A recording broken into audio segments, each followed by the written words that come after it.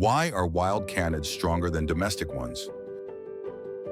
Dogs are man's best and oldest friend. As the saying goes, we have lived side by side for thousands of years, allowing us to achieve many great things together.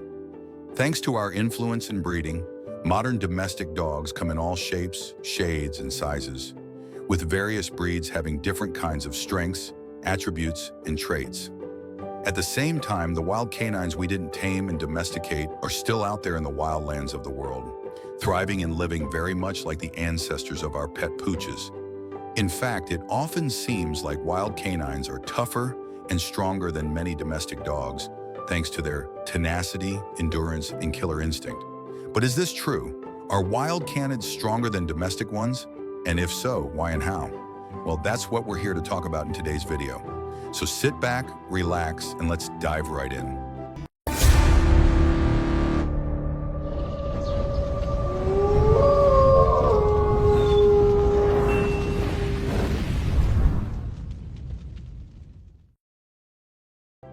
In wild canid, the word canid refers to any member of the Canidae family, which is better known as the dog family.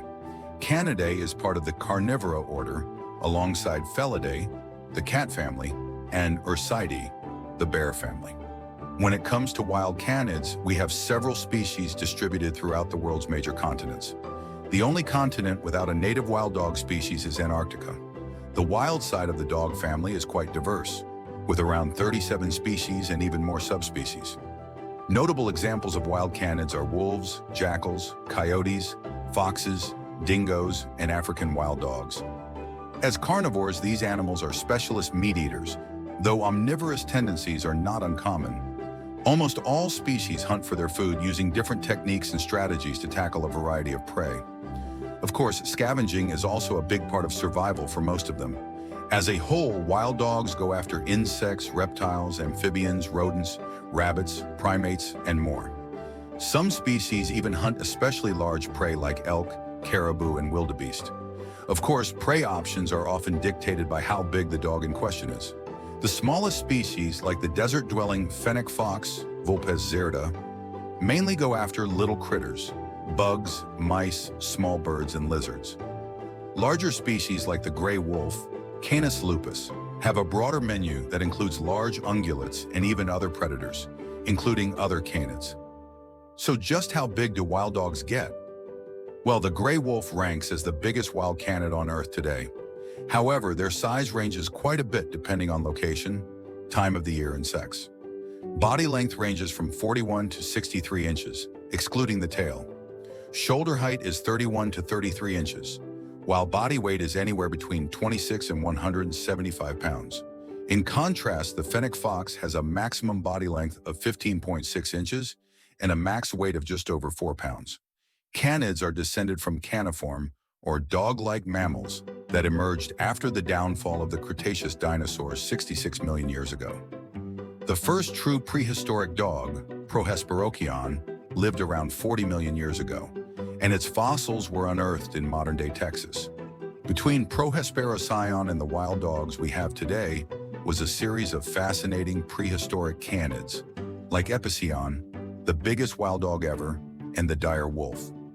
Wild canids are special animals because of how adaptable they are. Today, you can find wild dogs in forests, open grasslands, swamps, deserts, frozen tundras, and alpine regions. Some species, like the coyote, have even managed to settle and thrive within and around urban areas. Various species have incredible environmental adaptations, from winter-resistant coats to heat-dispelling ears. All canids are equipped with some of the keenest senses in nature. Their sight, hearing, and sense of smell are all top tier and are major reasons why humans domesticated them in the first place.